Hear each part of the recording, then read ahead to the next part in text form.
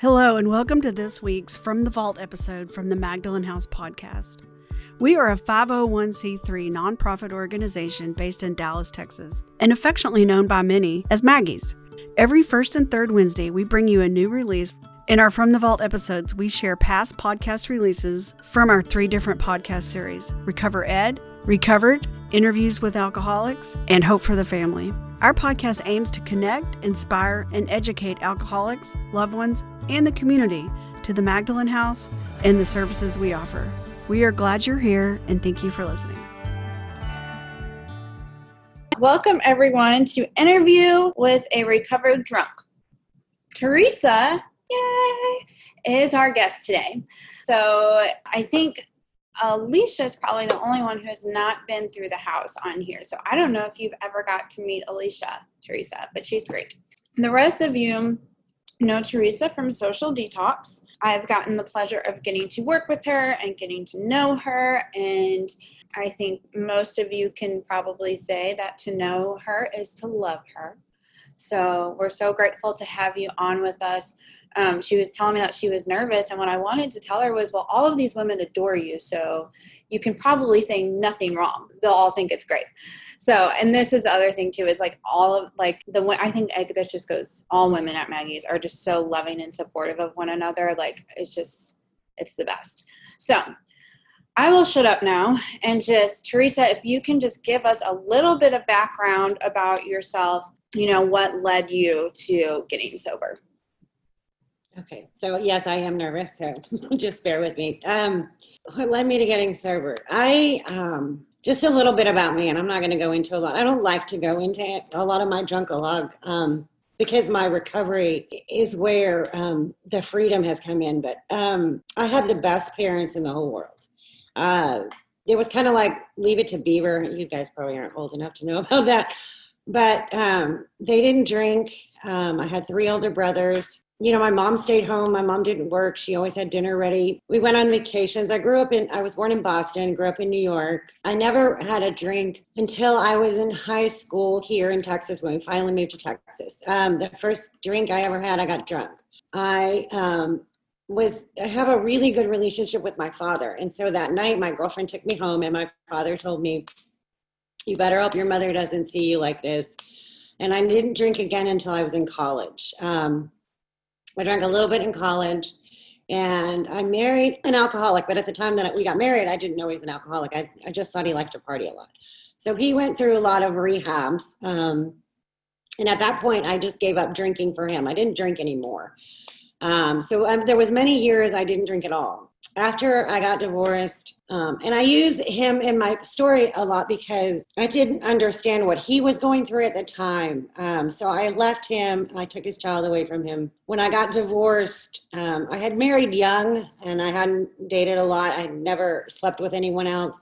When I got divorced, it was so much fun. So that's when I started, I didn't know what life was really like. No, I'm teasing. So I started going out with friends. I didn't drink that much in the beginning, but we would go out on the weekends, and we would, party on the weekends. So my drinking wasn't crazy, but as I look back on my drinking, the only time I wanted to drink was when I really wanted to get drunk. I liked the effect produced by alcohol for sure. Later, a few years later, my daughter was diagnosed with a brain tumor. I didn't drink at all the first probably year that she had her brain surgeries, and she was in rehab and that type of thing. So I didn't drink at all. And then I started drinking a lot. But I always, it talks about it in the book too. I always look back at that whole year that I didn't drink at all. So how could I be an alcoholic if I could stop drinking for a whole year to help my daughter? Then it got to where I was, I was never a daily drinker. And I think that was one of the hardest things for me to get sober and recovered, was because I wasn't a daily drinker. But when I did drink, I did a lot of drinking socially, and then I would go home and I would just sit alone and just drink after my daughter went to bed. I used the drinking, I thought, so that I could sleep at night. Because if your daughter had a brain tumor, you would drink too.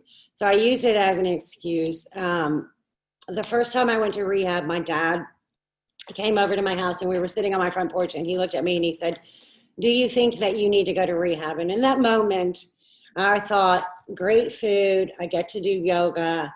I get to get away from all of these medical bills, all of my daughter's surgeries, everything. I get to get away for 30 days. After I got out of my first rehab, I did stay sober for about 9 months. But it wasn't something that I wanted to do. Again, I liked the effect produced by alcohol. So then I started hiding it from all my family and friends. I wouldn't drink out in public. I wouldn't drink anyway, but I would drink at home and I would drink alone. When it talks about hiding the alcohol, I would hide it from my daughter. I would hide it from myself. My daughter's had about 3 brain surgeries, but it was probably after her 3rd brain surgery when things started getting really bad. She had, at that point, I think she'd graduated high school by then. But life was tough. I had a lot of medical bills. I had a lot of things, and I used that as an excuse to drink. Then I went to AA a lot. I go to my home group sometimes every Thursday, and I think about how many times that I went to that AA meeting drunk. I didn't have a solution at all. And my girlfriend, who'd done a lot of volunteering at Maggie's back in the day, she went to that AA group, and she came to get me one day and took me to Maggie's. And I remember sitting out front of Maggie's and looking at the house and thinking, I'm not going in there. And she said, you are going in there. You're going to get out of, you're going to get out of this car and go in there. And it's the best thing. I learned more at Maggie's in the 2 weeks I was there than I did in the years that I tried to get sober anywhere else. Like I said, I don't really talk a lot about my drunk life.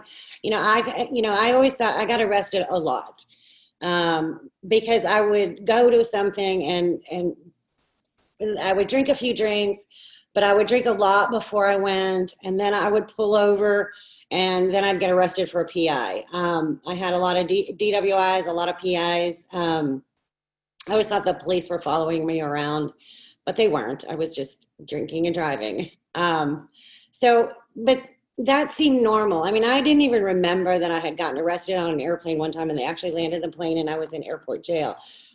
My alcoholic life just became the only, normal one. When I first went to AA, I would look at the people that were in there and think, well, I'm not that bad. I still have a house and I still have a car. But what I didn't realize was I had the exact same thing they did. My consequences just weren't as bad. I had a family that would bail me out of jail. I had a family that would help me financially. And that didn't help me at all to get sober. I remember, I'm probably getting ahead of myself, but when I left Maggie's, my sponsor was like, you can't take any money from your family.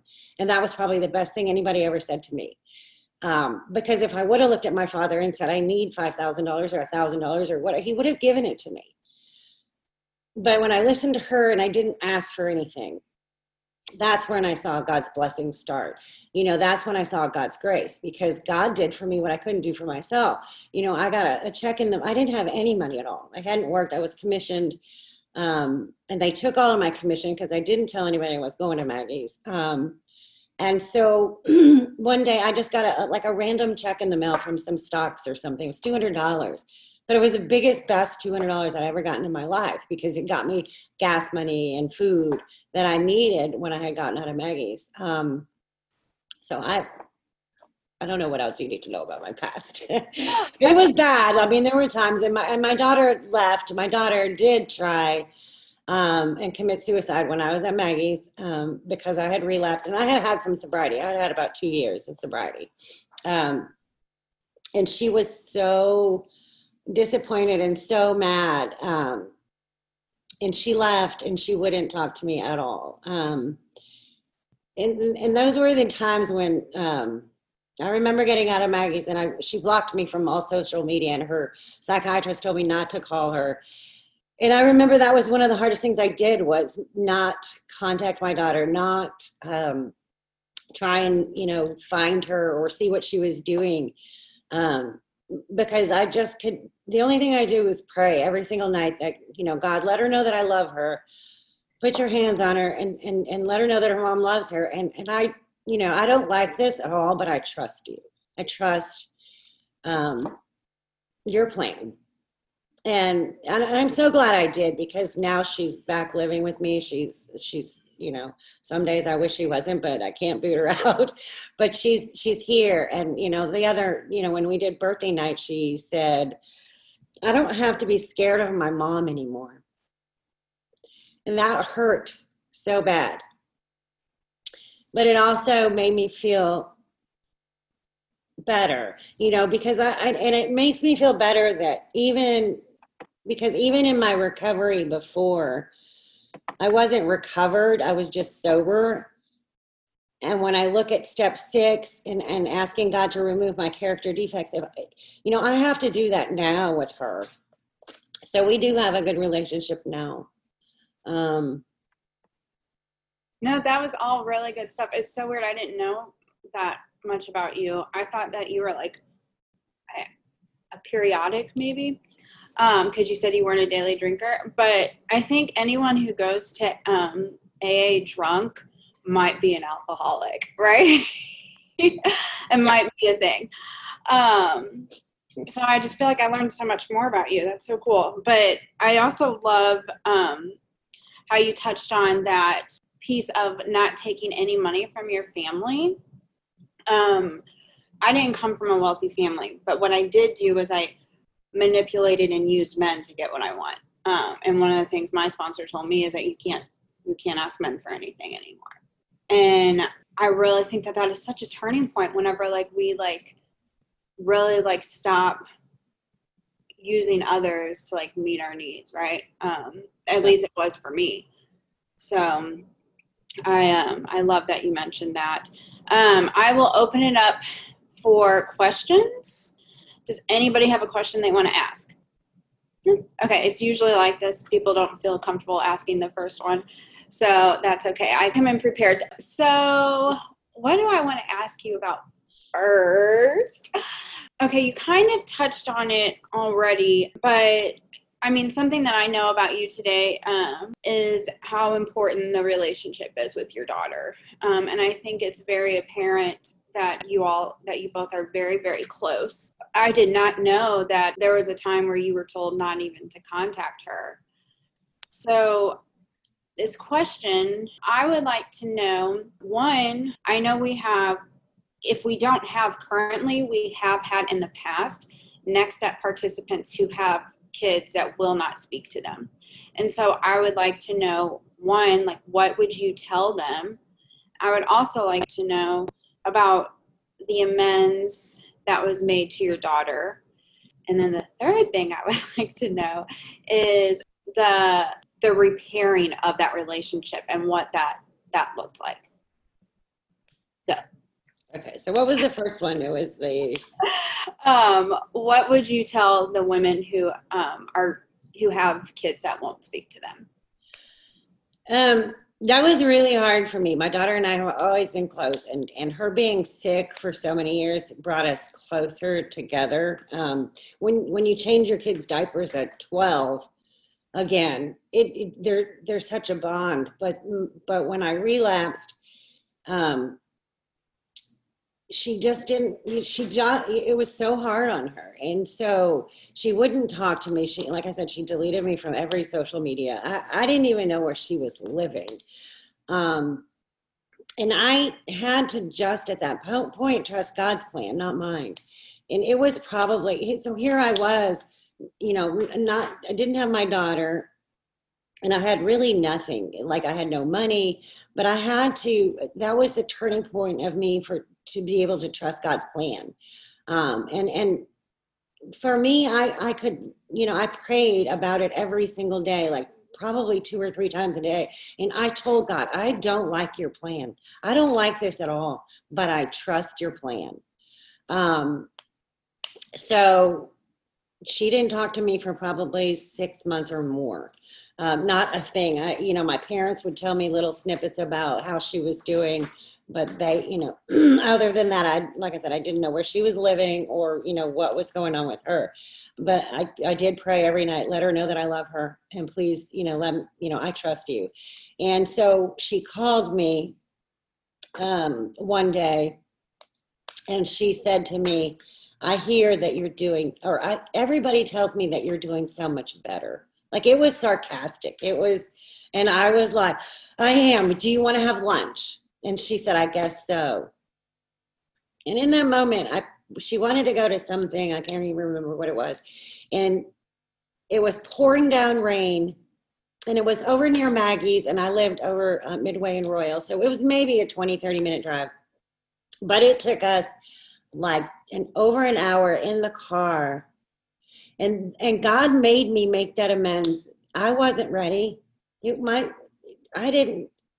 But she wanted that amends from me. She wanted me. And it was, that moment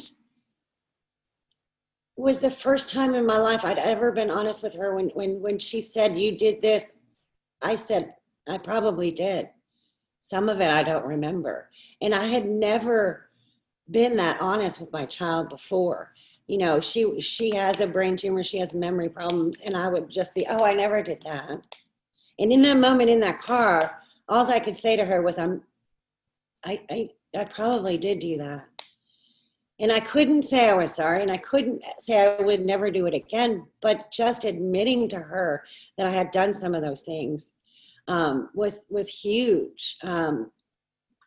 She and the amends, and then later on I sat down and did another amends with her. But the hard part with mine, and I'm not, but she doesn't have a good memory. She's lost a lot of her short-term and long-term memory. So there are times even now she'll look at me and she'll want some sort of restitution or want to bring something up. And sometimes I'm like, but honey, we did the amends. But now I just go, you're right. And it took a lot for me to be able to say, you're right, I did those things. And it's taken a long time. She moved back in with me. Her father passed away last year, and she moved back in with me then. And it's just gotten stronger and stronger. But, we have our moments.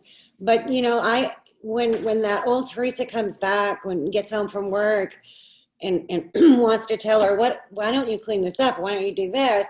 Then I look at her and I turn around and I go, who was that biatch? Because I don't ever want to be that person again to her. And I don't want to be that asshole to anybody ever again that I was before. So it's been a long struggle. It's been, but the beauty is, when she said that at birthday night, it hurt so bad, but it felt so good that I could even stand here and let my kid tell the world that I don't have to be scared of my mom anymore. That's huge. Was it like embarrassing? Yeah, it was embarrassing, but it's the truth. She doesn't have to be scared of me anymore. And when I am that asshole, I see it. I see it in myself, and I can apologize to her, and I can, we can work it out right then. I can 10-step or, but I know when I'm being that person. And, the beauty of it is I can be a mom. I can be here for her for forever. I stay sober. So good. Thank you. Anybody have a question? Okay. So I have another one. Which is kind of something I guess we have in common. So the first AA meeting I ever went to, I took my ex-husband to because he was the one with the problem, but I just wanted to talk to you about, I guess this is also going to be threefold. Like, I'm sure there was resentment there with your ex-husband. There generally is, especially in an alcoholic home, right? And so we've kind of talked about this at Social Detox, but I just want to elaborate on it, and I want everybody else to hear you talk about it too. But I want you to talk about, I guess, the maybe like the fourth column, or the forgiveness that you found for him, and then the amends that you made to him, and then what what changed in that relationship. Does that make sense? What I'm asking? Yeah. Yeah. You know, it wasn't my first time to do the steps when I went through Maggie's. And for many years, I would do the steps and I would tell my sponsor, I'm not making amends to him. And I also, just adding that in there, I also said, I will never be able to make financial amends for these medical bills. I mean, I will never be able to. And so I refused. I would never make an amends to my ex-husband, and I wouldn't make an amends for the financial amends. So when I went through Maggie, and he was we always got along because we had a kid and she was sick. But he spent, I think, 8 years in prison. He had so many DWIs and some other little small charge that they literally gave him 18 years. So he was gone from my daughter's life for like 8 years. So the whole time she was sick, having her surgeries, he wasn't there. So when I did my steps the last time, of course, he was still way up there because he shot himself in the face when I was on the phone with him when I first divorced him. He was very abusive, it was just, and so I was like, I'm not, anyway. So I honestly did everything my sponsor said this last time. So she was like, he's one of the first ones you do. And I was like, no. But I did it because at that point, I wanted to be sober so bad that I didn't know how to do it, but that it was, I wanted it so bad. So I went and I did my amends with him. And in that fourth column was what I saw for the first time was what I had done to him. I didn't understand his disease at the time. I had no idea what he was going through. But now, writing out those amends, I did. I knew exactly what he was going through. And how dare I take his child away from him just because he was sick? If I truly believed my step one at that point, that I was sick and I wasn't bad, I had to truly believe that he was sick and not bad. When I was doing step 9 this last time, what I learned was forgiveness. And I don't think I had an ounce of forgiveness in my body before I did my 4th step last time. So I had to learn to forgive him for what he did. I didn't, and then I had to look at, like, would I have done what I did if I understood his disease at the time? And I wouldn't have. I wouldn't have taken his kid away. I terminated his parental rights when he was in prison because he hadn't paid child support. There were a lot of things I did that were out of revenge that I wouldn't have done had I understood at that point when I was writing my 4th step. So it was pretty hard for me to look at myself and what I had done to him. So when I made the amends, it was pretty heart-wrenching. And we finally got to be able to have a relationship because we still had a daughter together. I still didn't like him very much, but I could still talk to him on the phone. We could talk about my daughter.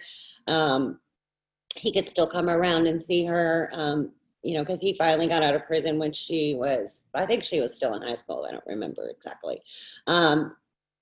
So I got to do, that amends. And last year when he passed away, I got to hold his hand and I got to tell him that his daughter was going to be okay. And that's huge because I would never have been able to do that had I not made amends to him. To be able to be there, my daughter and I did his celebration of life. My daughter and I got to, pick up his,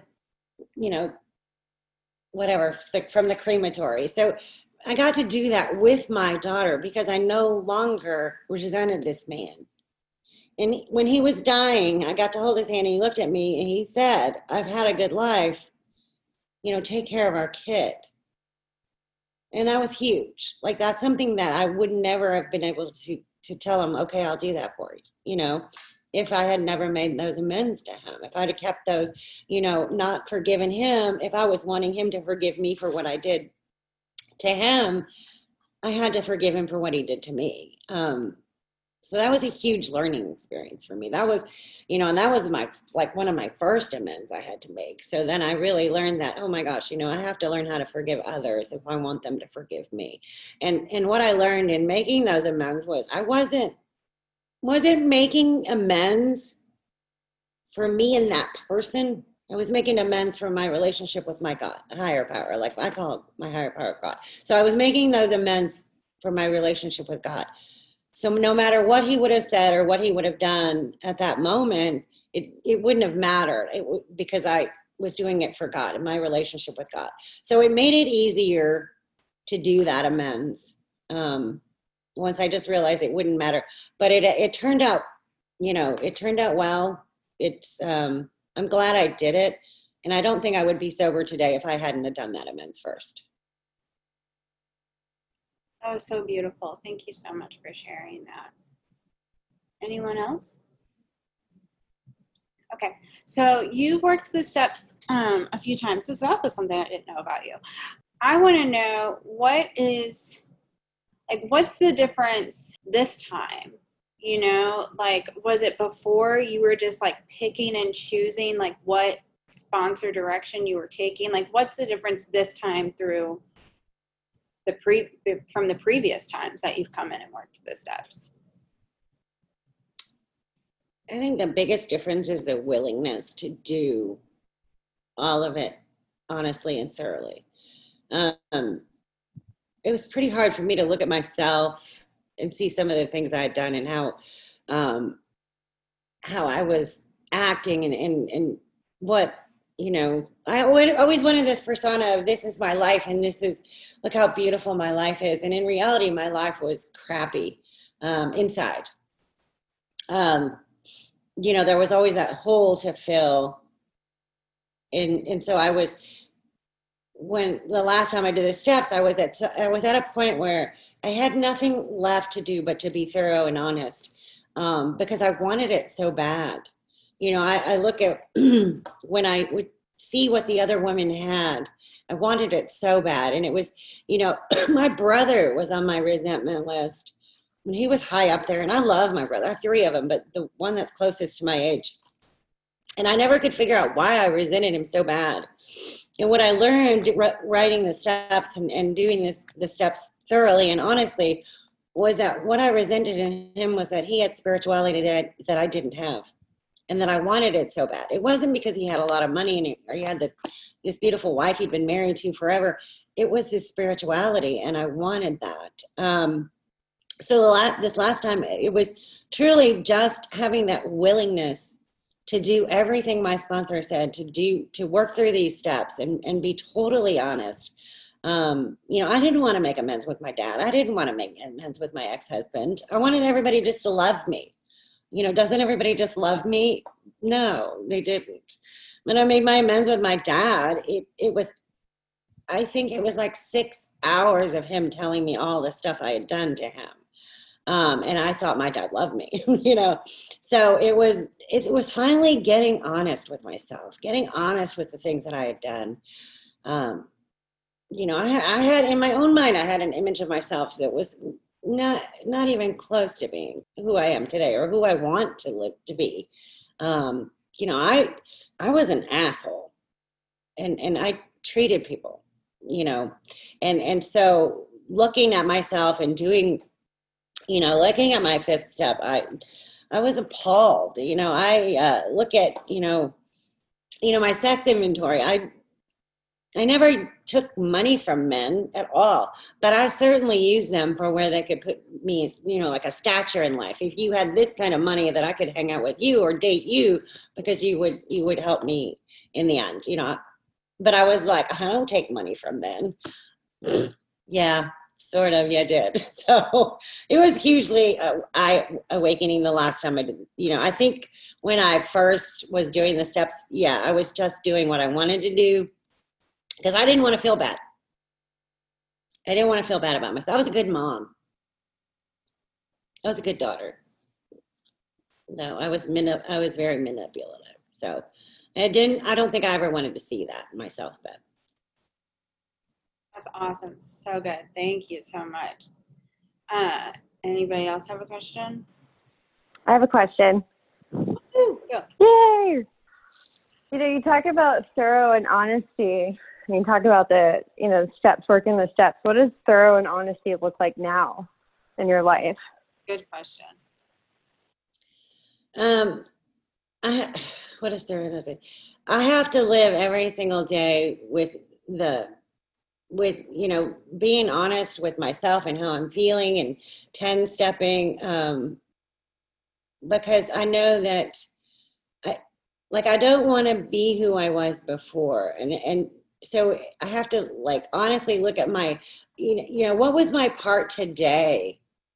I'm never going to be perfect. I am never, one of my biggest things is judgmental. I mean, I was sitting in a meeting, chairing a meeting at Maggie's the other day, and one of the ladies was sitting there, and she had one of the blankets wrapped around her, but it was the black side. And I was looking at her thinking she had a dress on, and I was like, what is she wearing?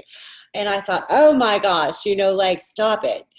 And I honestly said something to her, but that's one of my character defects. And to be honest, some of my character defects I like, but I have to let God remove those character defects. I can't do it myself. But if I'm not thorough and honest at the end of the day, looking at where was I at fault today? What have I done today that I shouldn't have done?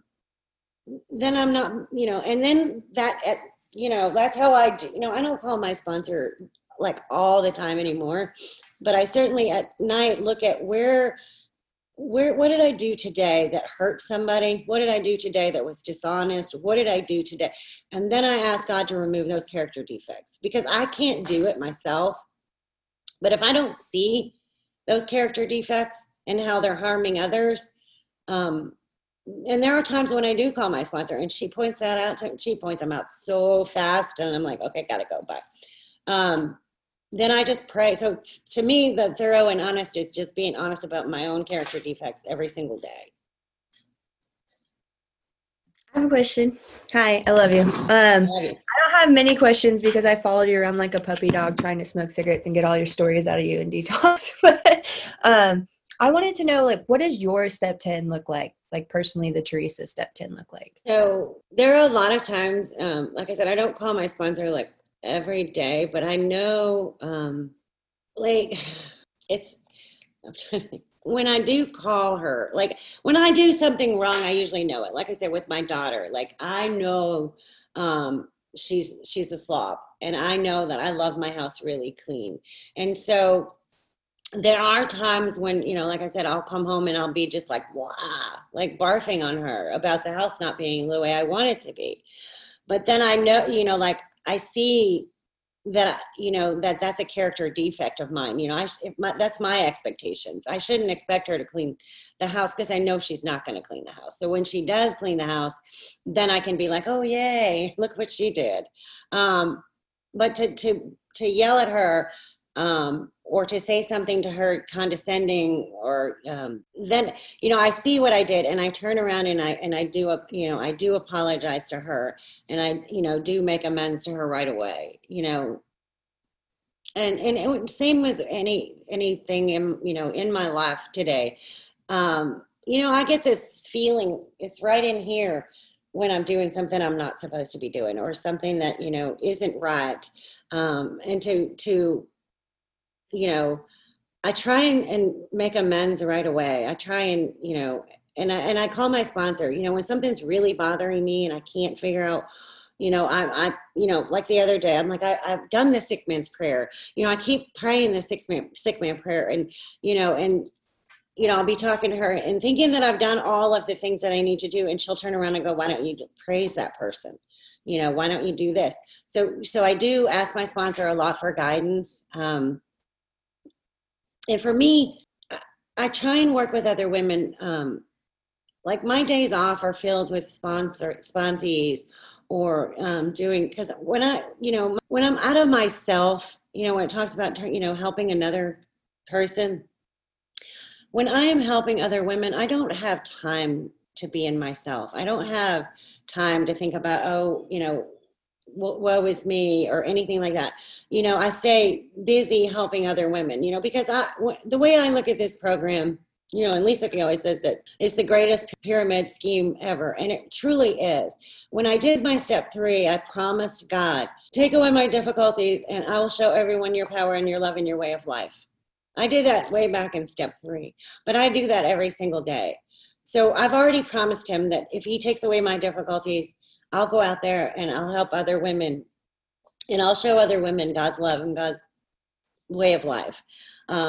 So I try, I mean, that's what in the very beginning, that's where I was like, okay, this is what I promised in step 3, and this is what I'm going to do every single day. So I find a lot of getting out of myself, you know, making the amends right away, because I know in myself when I'm doing something that I shouldn't be doing, or I'm treating somebody the way you know, or judging somebody. You know, like I said, one of my biggest character defects is judgment. And to, you know, work on that, talk to my sponsor, and then just helping other women, getting out of myself. And there are times, you know, I find myself, I have to get out of myself every single day. Thank you so much. You kind of went, does anybody have a question? Okay. You kind of went into one of the things that I was going to ask you, and it was about sponsoring. So I know that you sponsor a plethora of women, and so I would just love your insight and anything that you want to tell the women about sponsoring, if you have any cool sponsorship stories or whatever you want to speak on the subject of sponsorship. And if your sponsor, like if it's evolved from whenever you first got sober to now. Sponsoring women is amazing. I have sponsees that have almost as much sobriety as I do. And that's beautiful.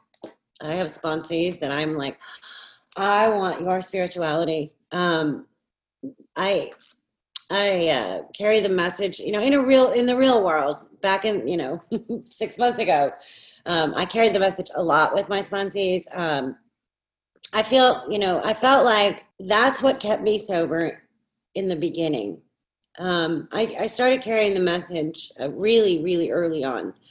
And I had no idea like what I was really doing, but I kept on, and I went with a lot of people that I learned a lot from. And so I felt like that was really huge in my recovery. And so with my sponsees, I get them through the steps pretty quickly. And then we go back and we read the entire book together. And that's, that's just how I was taught, and that's how I do it with them. And then carrying the message is huge. But I also felt like if I was asking them to carry the message, you know, I had to be doing it myself all the time. And so I would carry the message a lot. And, you know, they help me so much more than I help them. When one of them has a problem, I always find the solution. I help them find the solution in the book. You know, I always tease that my sponsor is like Bill W. Jr. She knows this book. And I never thought I would know this book the way I know this book. But it's just kind of haphazard. I just kind of, now I know the pages, but I never thought I would know the pages of this book. Sponsorship is amazing. I highly recommend it. And it's not scary. It's really not scary. And I had, you know, the blessing of being able to call my sponsor and ask her questions about sponsorship. So she's always helped me out with that. And, you know, there's nothing more beautiful than sitting and doing a 5th step with another woman and seeing them change and seeing them grow spiritually. You know, to walk the journey with them, you know, because the only thing I'm doing is putting their hands in God's hands, and God's doing the rest of the work. But to watch, you know, they all have different paths. They all have different journeys, but to be a part of that is beautiful. So, you know, God does the work. I just have to take them through the steps, and I take them through the book. God does the rest. Thank you. Anybody else have a question? Okay. I would like to know because you talked about, you know, that you were an asshole, and like being condescending. I too can be condescending. And so I would just like to know, like, what does selfishness and self-centeredness look like for you today? Oh, today. Today. Today. Because it looks different than whenever we're, you know, getting drunk and newly sober. What does it look like for you today? You know, there are times when I know that I am being self-centered and selfish. But the beauty of today is that I see that character defect in myself. And that's one of the things that I ask God to help me to not be, you know, self-centered and selfish. It's probably I know it's something that I'm always going to have to work on. But today, you know, I see it and I feel it, and you know, I know I can pray for God to remove that character defects. You know, back in the day, I know everybody's heard this story, but when I didn't realize that the selfish had anything to do with doing something for someone that I didn't want to do. So like taking my mom to Kohl's, I hate Kohl's, and I would take her to Kohl's, and I would resent my mother so bad for you know, wanting to go to Kohl's, and so, but I didn't realize that was selfish and self-centered. And I didn't realize that giving my daughter money when I didn't have the money to give her was selfish. So what it means today is being able to be honest with my kid. I don't have the money to give you, or I don't have the money to go do this, or you know, instead of, you know, making myself look better to give her the money or whatever it was, just to be able to be honest and say I don't have it. It was really hard for me to tell people I don't have the money. Like, that wasn't something I ever told anybody. But now, you know, if I don't have the money, I don't have the money, you know. It really was a lot of learning what really, you know, when I got in the program, I would have told you I wasn't selfish or self-centered. Well, I wouldn't say I wasn't self-centered, but I would tell you I wasn't selfish. But in reality, I was very selfish. And so my goal, and I know it'll never happen, is to be selfless, is to be on that altruistic plane. You know, it's hard. That's hard because I don't, you know, if I want to donate my time or I want to work with a sponsee, I literally do it now because in my heart, I know that I want to do it. It's never something that I don't want to do. But I had to learn the difference between, like I said, doing something that I don't want to do or doing something that makes me feel better. I mean, I couldn't tell you how many times I would donate to a charity or something just because it made me look better. You know, my daughter went to a private school, and when she had her first brain surgery, somebody donated quite a bit of money. And I think it was like $30,000. I don't really remember.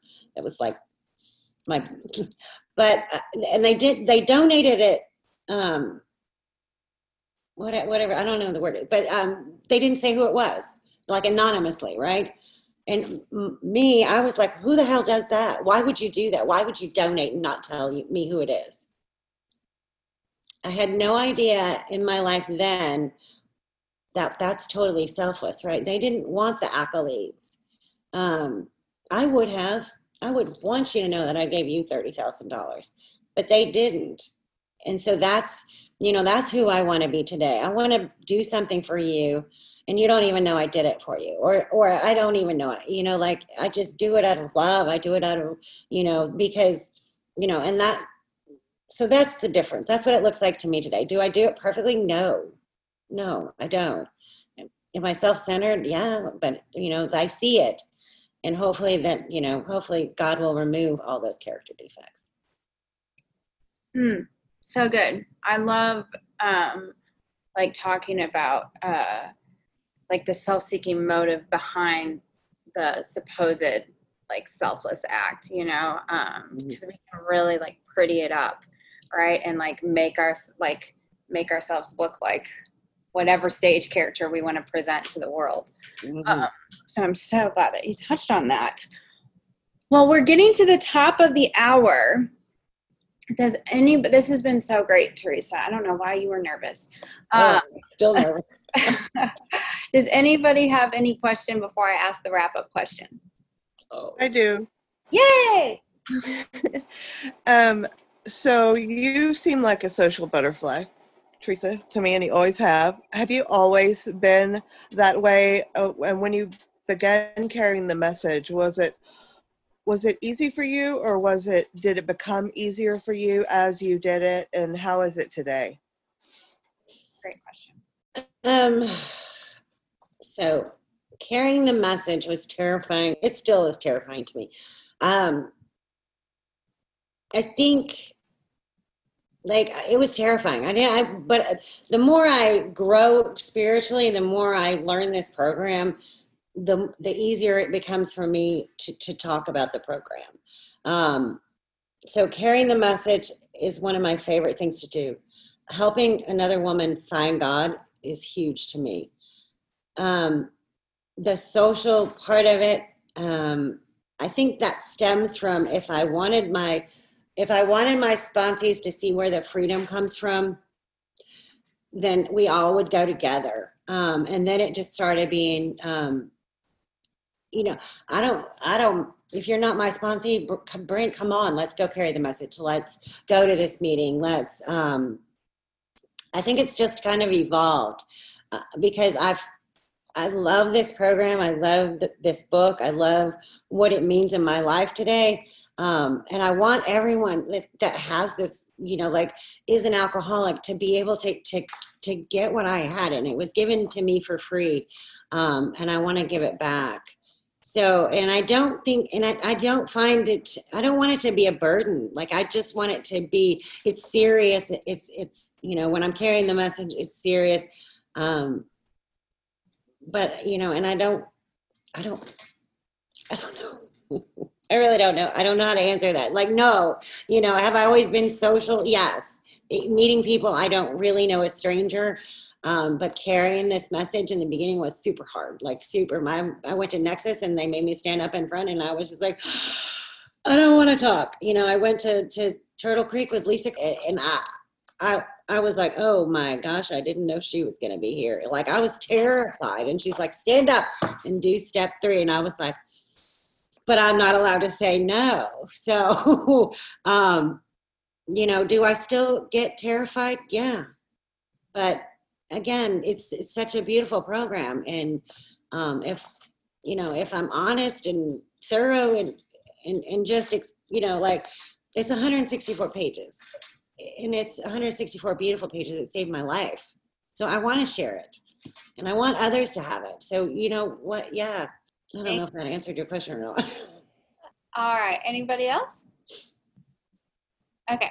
So my wrap-up question is always, if you could leave us with one takeaway that you'd want us or anyone else to know, or what would the one takeaway that you'd want to leave us with?